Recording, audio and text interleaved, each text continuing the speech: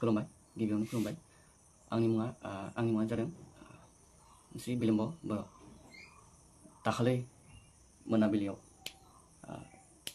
Facebook Sumi Basumatary Facebook पेजाव Sumi बसुमतारीया मोनसे video content लाबोदोंमोन। बे कन्टेन्टआव आङो मोनसे गाज्रि कमेन्ट हरफ्लांदोंमोन। बे कमेन्टनि थाखाय आङो सुमि बसुमतारी आब'निसिम निमाहा बिग्रोनाय थाबाय गिबियावनो, जाहाथे आङो इयुनाव बेफोरबायदि गाज्रि कमेन्ट होनायनिफ्राय गोजानाव थानो नाजागोन आरो थागोन।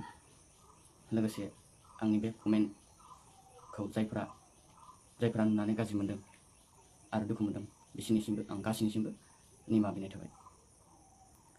गोबां मानसिफ्रा मैया फन हरना बुंदोंमोन आंखौ लाइभ होनानै निमाहा बिनो, नाथाय आङो मैया बाथौ फुजा थानायनि थाखाय आङो सम मोनासै आरो सम मोनायासै। बिनि थाखायबो आङो निमाहा बिनाय थाबाय। लोगोसे आरो आं बे कमेन्टखौ गासैनिबो थाखाय हराखैमोन, बेखौ आं पार्सनेल हिसाबैसो बुंदोंमोन। बेनि थाखाय सरि।